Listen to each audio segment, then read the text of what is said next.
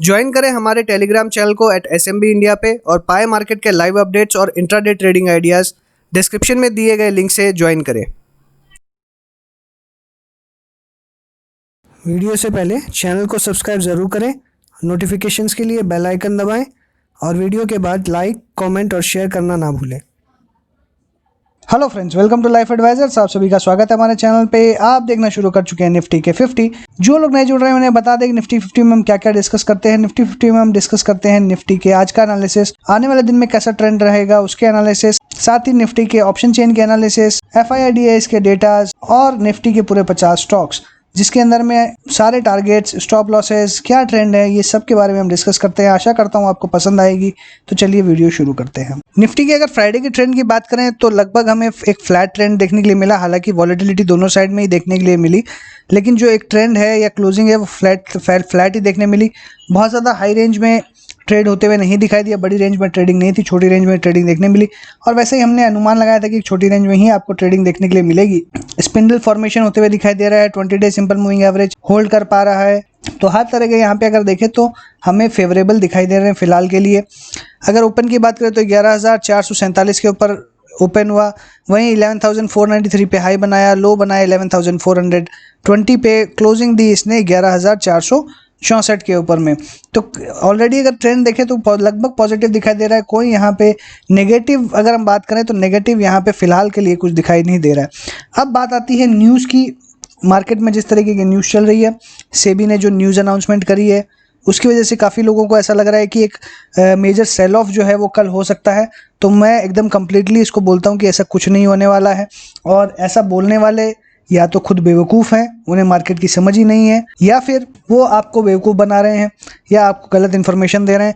क्योंकि कोई भी अगर ऐसी जैसी हम बात कर रहे हैं, लोगों को ऐसा लग रहा है कि जो मल्टी कैप में पैसे लगे हुए हैं वो अब स्मॉल कैप में जाएंगे तो स्मॉल कैप बूम करेगा, और जो लार्ज कैप है या मिड कैप स्टॉक्स है उनमें सेल ऑफ आएगा। तो ऐसा कुछ भी इमीडिएटली कल के डेट में नहीं होने वाला है। देखिए कल क्या हो सकता है, कल ऐसा हो सकता है कि एक बार आपको डराने के लिए या रिटेल इन्वेस्टर्स की पोजीशंस कटवाने के लिए ये हो सकता है कि आपको ज़रूर एक वॉलेटिलिटी दिखाए, मार्केट इमीडिएटली नीचे की तरफ खुलता हुआ नजर आए। बट मेरा ऐसा मानना है कि ऐसा कुछ नहीं होने वाला है। अगर कल नीचे जाएगा तो डेफिनेटली एक बाइंग अपॉर्चुनिटी फिर से इमर्ज होती हुई नजर आएगी और नीचे के लेवल्स पे वापस बाय करने का मौका मिल सकता है।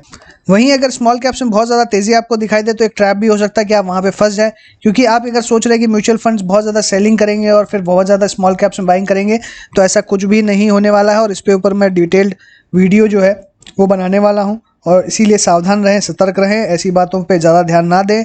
मार्केट जैसा नॉर्मल चल रहा है वैसा ही चलते हुए नज़र आएगा। जहाँ अपॉर्चुनिटी मिलेगी आप वहाँ पे बाय कीजिए, जहाँ पे आपको ट्रैप लगे वहाँ बिल्कुल मत फंसिए। Small caps, low volume stocks के अंदर में बिल्कुल तेज़ी देख के फंसने की ज़रूरत नहीं है। अपना दिमाग लगाएं, अपनी अकल लगाएं, समझ लगाएं और इस वीडियो का फ़ायदा उठाएं। ऐसा कुछ भी नहीं होने वाला है। मार्केट एक जो ट्रेंड जिस मार्केट ने पकड़ा हुआ है वो एक ट्रेंड में चलता हुआ नजर आ सकता है। सिंस यहाँ पे 20 डे सिंपल मूविंग एवरेज के आसपास आया हुआ है, तो यहाँ पे इमीडिएटली इसको थोड़ा सा स्ट्रगल जो है 11,500 को पार करने में फेस करना पड़ेगा। जब ये इस रेंज में आएगा, जैसा हमने पहले भी डिस्कस किया था, 11,500 की रेंज में आएगा तो एक सेलिंग प्रेशर इसको झेलना पड़ेगा। तो वो डेफिनेट है, अगर मार्केट ऊपर की तरफ खुलता है कल 11,500 के आसपास तो डेफिनेटली वहाँ से सेलिंग प्रेशर आपको आता हुआ दिखाई देगा।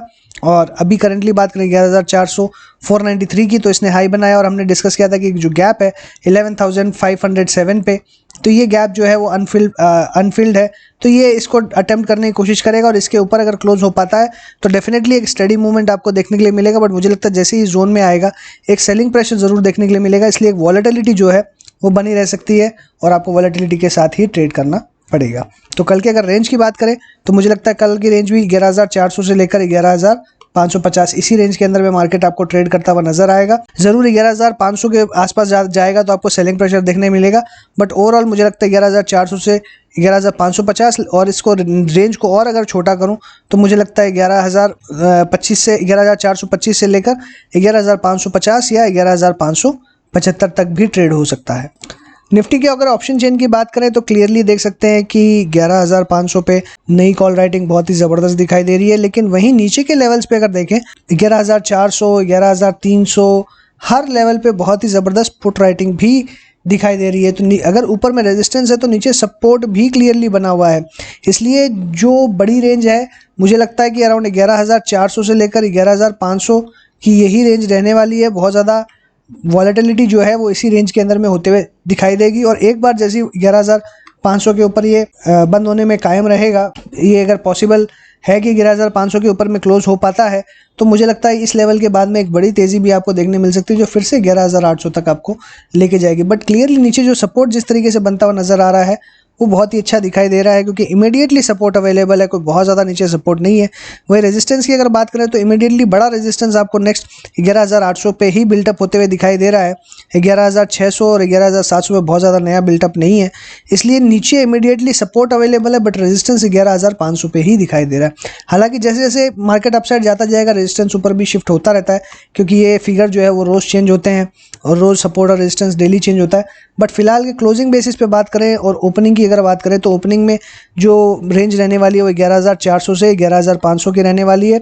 500 के ऊपर मार्केट खुलता है और अगर इस पे सस्टेन कर पाता है तो डेफिनेटली एक तरफा तेज़ी आपको देखने के लिए मिल सकती है।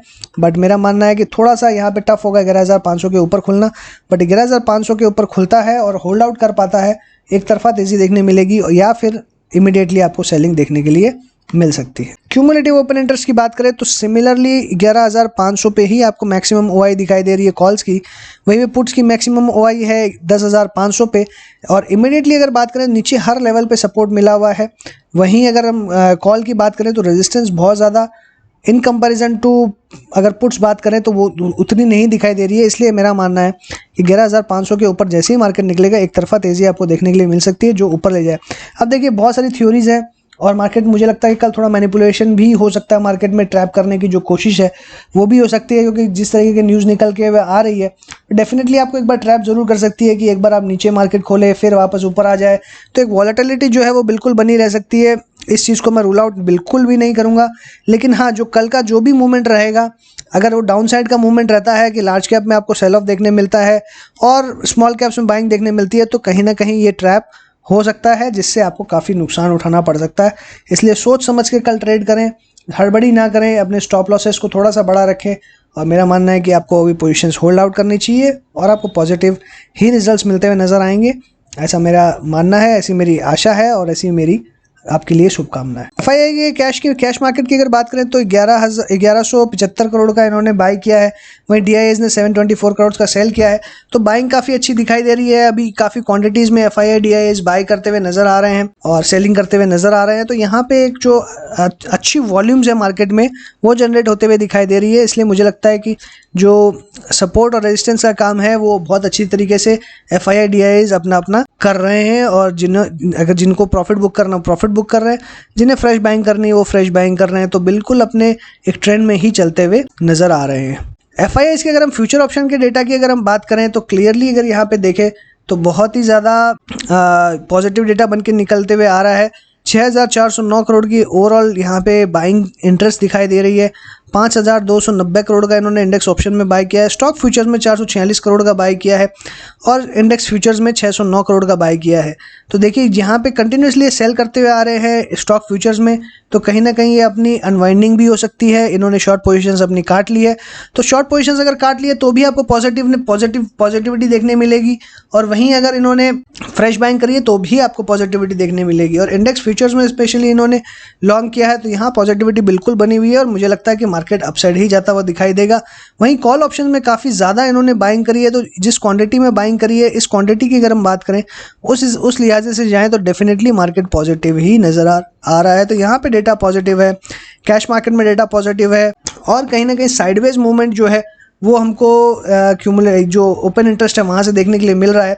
बहुत ज़्यादा तेज़ी या मंदी वहाँ पे नहीं दिखाई दे रही है, तो मेरा रुझान ज़्यादा तेज़ी की तरफ रहेगा रेदर देन मंदी की तरफ। और जो बहुत लोग जो सोच रहे हैं कि कल सेल ऑफ होते हुए दिखाई देगा, अगर कल सेल ऑफ होता है तो एक बाइंग अपॉर्चुनिटी मिलेगी, और ये ट्रैप जो है वो कम्प्लीटली मैं जैसा आपको कह रहा हूँ कि एक ट्रैप हो सकता है, इसलिए उससे बचने की कोशिश करें और आशा करता हूँ आप बच पाएंगे।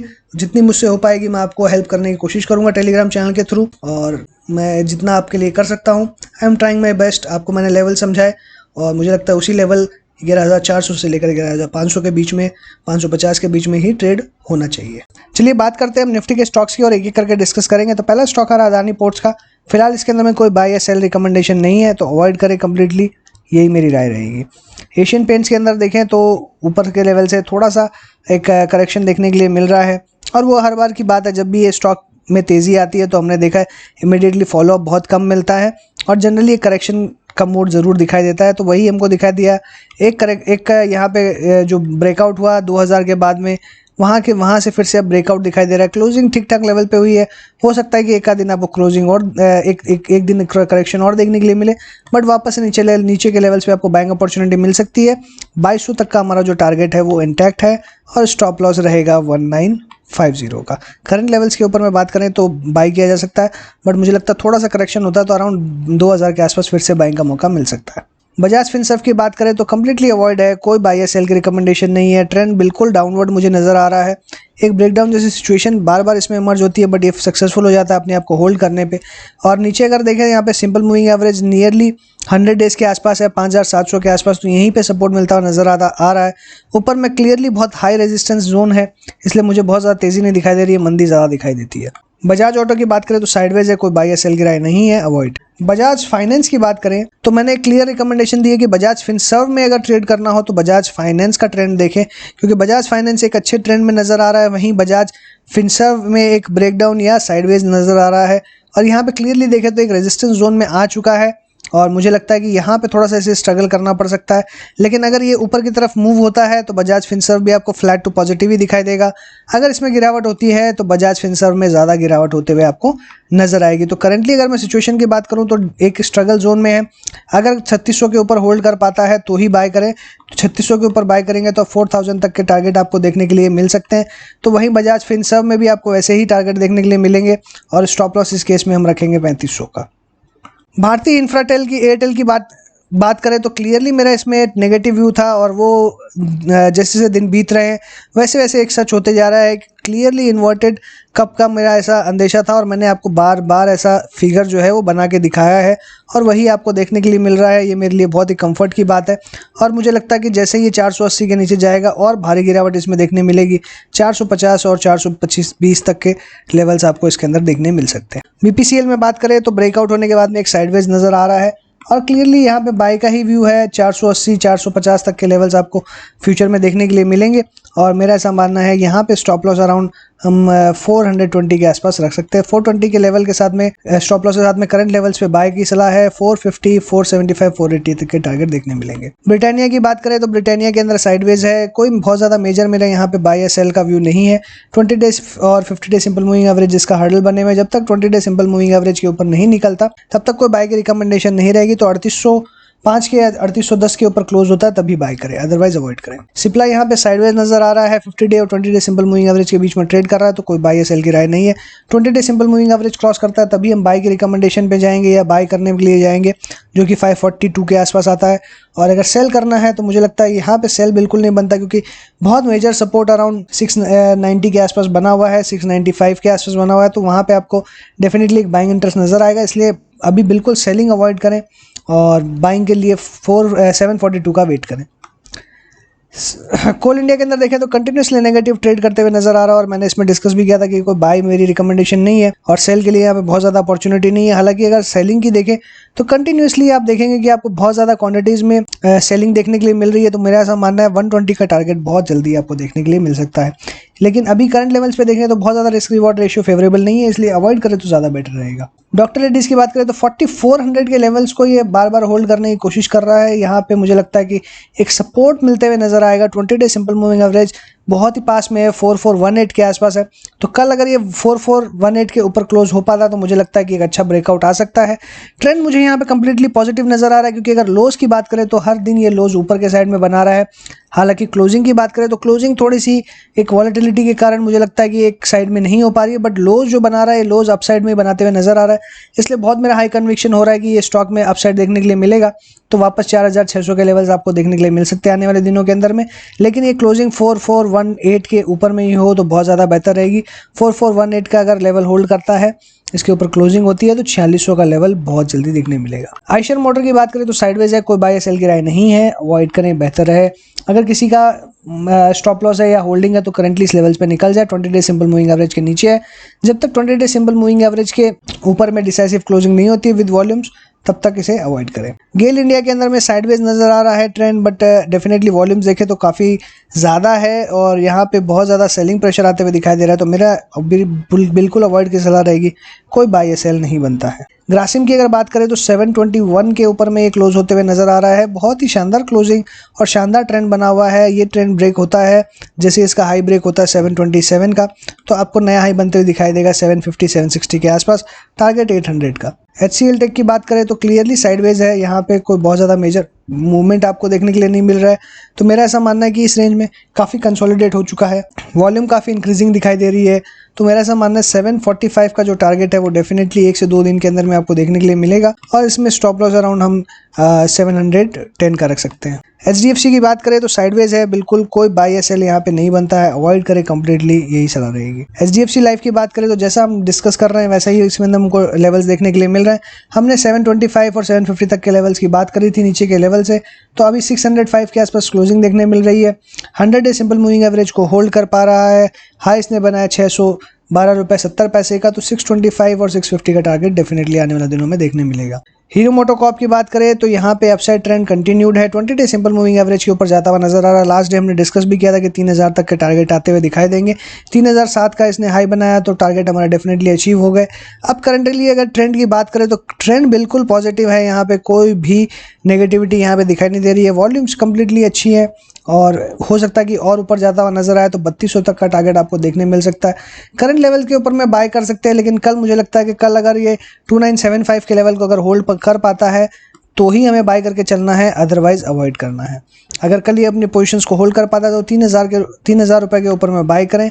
3100 से लेकर 3200 तक का टारगेट रहेगा और नीचे 50 रुपये का स्टॉप लॉस जो कि 2950 का आता है। हिंडाल्को की अगर बात करें तो अपनी एक बाइंग रेंज में आते हुए नजर आ रहा है। 50 डे सिंपल मूविंग एवरेज को इसको के आसपास आते हुए नजर आया है ये स्टॉक, और 20 डे सिंपल मूविंग एवरेज इसका रेजिस्टेंस बना हुआ, तो मुझे लगता है इसी रेंज में ऑस्किलेट कर सकता है। तो करंट लेवल्स पे हम बाय कर सकते हैं वापस इसमें 185 और 187 तक के टारगेट के लिए, और स्टॉप लॉस इसमें अराउंड 175 का। HUL की बात करें तो साइडवेज है, कोई बाय या सेल नहीं बनता है, कोई वॉल्यूम मुझे बहुत ज़्यादा दिखाई नहीं दे रही है, तो अवॉइड करें, ज़्यादा बेटर रहेगा। इन्फ्राटेल की बात करें तो ये भी साइडवेज है स्टॉक और इस स्टॉक में बहुत ज़्यादा वॉलेटिलिटी रहती है, तो मैंने इस स्टॉक को अवॉइड की सलाह दी है, तो अवॉइड करें, ज़्यादा बेटर रहेगा। इन्फोसिस की बात करें तो इन्फोसिस में एक अपसाइड ट्रेंड आपको बिल्कुल नजर आएगा और मुझे लगता है कि यहाँ पे नीचे के लेवल में अच्छा कंसोलिडेट होने के बाद में इसमें एक ब्रेकआउट आया और अभी करंट लेवल्स को होल्ड कर पा रहा है। एक रेंज जो है 920 से लेकर 960 की, इसको कम्प्लीटली होल्ड कर रहा है।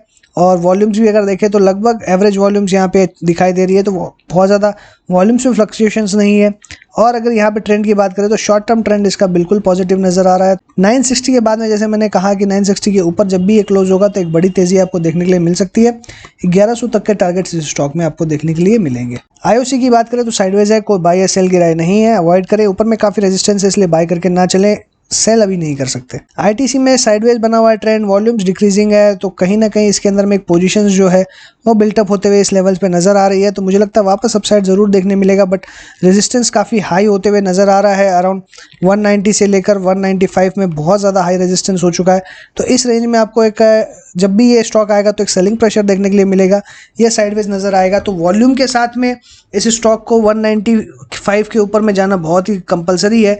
विदाउट वॉल्यूम अगर 195 के आसपास आएगा तो फिर से सेलिंग प्रेशर आता हुआ दिखाएगा। तो करंट लेवल्स पे बात करूं तो बिल्कुल ये बाइंग रेंज है, इस रेंज पे अगर देखें तो बहुत ही अच्छी रेंज है, 180 के आसपास की बाइंग रेंज काफ़ी अच्छी है, तो इन लेवल्स पे खरीद सकते हैं, एक्यूमुलेशन कर सकते हैं, और नीचे आता तो और एवरेज करने की जगह बनती है। तो मेरा ऐसा समय डाउन साइड जो है मैक्सिमम 170 का मुझे डाउन साइड लगता है। करंट लेवल्स पे बिल्कुल बाय बनता है, कोई भी मुझे इसमें डाउट नहीं है। JSW की बात करें तो अपने जो रेजिस्टेंस लेवल है, जो ब्रेकआउट लेवल्स है, उनको होल्ड करते हुए दिखाई दे रहा है, तो यहाँ पे काफ़ी अच्छा मुझे एक पैटर्न नज़र आ रहा है, बहुत बुलिशनेस नज़र आ रही है। तो 300 का टारगेट जो हमारा है वो देखने के लिए ज़रूर मिलेगा आने वाले दिनों में। LNT की बात करें तो साइडवेज है, कोई बाय या सेल की रिकमेंडेशन नहीं है, बिल्कुल अवॉइड करें। हालांकि करंट लेवल्स पे देखें तो हमेशा 900 के आसपास से बाइंग इंटरेस्ट आते हुए दिखाई दिया है, बट ऊपर में रेजिस्टेंस भी काफ़ी बनते हुए नज़र आ रहा है, इसलिए यहाँ पे कहीं ना कहीं ये फंसते हुए नज़र आ रहा है मुझे।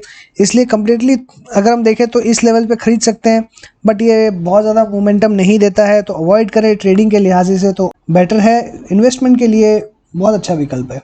मारुति की बात करें तो साइडवेज है, 7200 तक का लेवल इसने दिखाया और अभी करंटली साइडवेज चल रहा है, तो कोई बाय या सेल की राय नहीं है। महिंद्रा एंड महिंद्रा भी एक साइडवेज मूवमेंट में है, कोई बाय सेल की रिकमेंडेशन नहीं है। नेस्ले इंडिया की बात करें तो ये भी साइडवेज है, कोई बाय या सेल रिकमेंडेशन नहीं है। एनटीपीसी की भी बात करें तो ये भी साइडवेज है, यहाँ पे भी कोई बाय या सेल रिकमेंडेशन नहीं बनती है। ओएनजीसी में भी साइडवेज है, यहाँ कोई बाय या सेल नहीं बन रहा है, कंप्लीटली अवॉइड करें इस स्टॉक को। पावर ग्रिड के अंदर में भी देखें तो यहाँ पे आपको बेरिश एनगल्फिंग नजर आ रहा है, कैंडलस्टिक वॉल्यूम्स भी काफ़ी बढ़ते हुए नजर आ रही है, तो स्टॉक नीचे आते हुए नजर आ रहा है। 170 का लेवल ब्रेक करेगा तो 160 तक के टारगेट देखने के लिए मिल सकते हैं। तो 170 को अगर ब्रेक करता है, 171 जो कि इसका 100 डे सिंपल मूविंग एवरेज, अगर इसके नीचे जाता है तो डेफिनेटली सेल करके चल सकते हैं। बिलो 170 टारगेट रहेगा 160 का और स्टॉप लॉस रहेगा 175 का। रिलायंस की बात करें तो काफ़ी अच्छा होल्ड आउट कर रहा है, गेंस को कर बैक टू बैक हमको देखने के लिए मिल रहा है। अपसाइड इसके अंदर में 2319.75 के आसपास क्लोजिंग दिखाई दी है, प्रीवियस क्लोजिंग के ऊपर ही क्लोज होते हुए नजर आया है। हालांकि हाई जो है, इसने हाई जो प्रीवियस हाई को ब्रेक नहीं किया है, जैसे प्रीवियस हाई ब्रेक करेगा 2400 और 2500 तक के लेवल्स देखने के लिए मिलेंगे। करंट लेवल्स पे खरीदने की राय हालांकि नहीं है, क्योंकि 2000 के लेवल पे मैंने 2200 के लेवल पे मैंने क्लियरली बाय रिकमेंडेशन दी थी, और इवन 2200 के पहले अराउंड 2175 के आसपास मैंने इसमें बाय रिकमेंडेशन दी थी।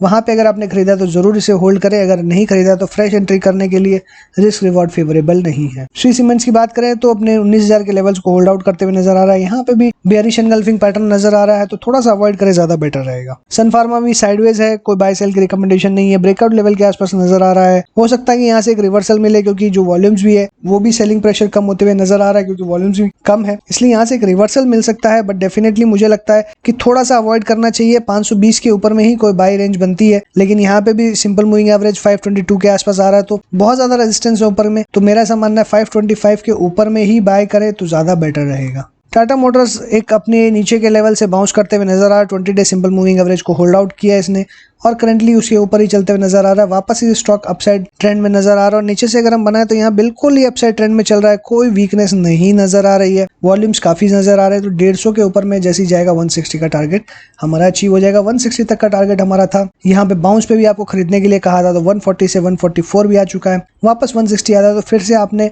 खरीदने और बेचने का मौका इसमें बिल्कुल मिला है आपको। और मुझे लगता है अगर आपने ये छोड़ दिया चांस तो आपने बहुत बड़ा मिस किया है। और टाटा मोटर्स एक ऐसा स्टॉक है जिसमें बहुत हाई कन्विक्शन मैंने नीचे के लेवल्स पे किया है।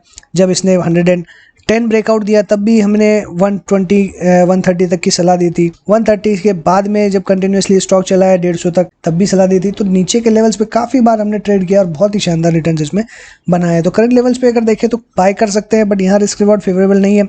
150 पार करेगा तो ही बाय करें, ज़्यादा बेटर रहेगा। टाटा स्टील की बात करें तो साइडवेज है, कोई बाय सेल की रिकमेंडेशन नहीं है, अवॉइड करें। टीसीएस में देखें तो एक कंप्लीटली वॉल्यूम के साथ में बढ़ते हुए नजर आ रहा है, अच्छा खासा ब्रेकआउट है। 2300 के ऊपर में कंप्लीटली मैंने कहा था कि एकदम ब्लाइंड बाय है, इसके ऊपर में आप बाय करके चल सकते हैं। 2300 के ऊपर में आपको कोई नुकसान नहीं होगा, और ब्रेकआउट के बाद में देखें आप कैसे होल्ड कर पा रहा है। और मुझे लगता है यहाँ पे हमको 2500 का लेवल्स आने वाले दिनों में जरूर देखने के लिए मिलेगा।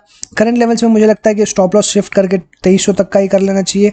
2300 के नीचे अगर क्लोजिंग होती है तो एग्जिट कर लें। टेक महिंद्रा में 765 का लेवल देखने मिल रहा है, 800 तक का लेवल हमारा इसमें हमने डिस्कस किया है, आने वाले दिनों में डेफिनेटली देखने मिलेगा। वॉल्यूम्स बिल्कुल इंटैक्ट है, कहीं वीकनेस नजर नहीं आ रही है, बिल्कुल अपसाइड जाते हुए नजर आ रहा है। तो 800 का जो टारगेट है वो आने वाले दिन में हमको देखने के लिए मिलेगा। टाइटन के अंदर बात करें तो साइडवेज पैटर्न चल रहा है, एक रेंज में घूमते हुए नजर आ रहा है, बट वॉल्यूम्स काफी हाई है, इंप्रूव होते हुए नजर आ रही है। इसलिए ब्रेकआउट जो है 1200 के बाद फ्रेश ब्रेकआउट होगा, जो आपको 1300 1350 तक के लेवल दिखा सकता है। तो 1200 के ऊपर क्लोजिंग हो तभी खरीदें, और 1300 तक का टारगेट आप चेज कर सकते हैं। स्टॉप लॉस 20 से 30 रुपए का रहेगा। अल्ट्राटेक की बात करें तो 3904 के ऊपर में ये क्लोज होते हुए नजर आ रहा है, और कंप्लीटली अगर ट्रेंड देखें तो नेगेटिव है, कोई यहाँ पे बहुत ज्यादा मेजर मूवमेंट मुझे नजर नहीं आ रही है।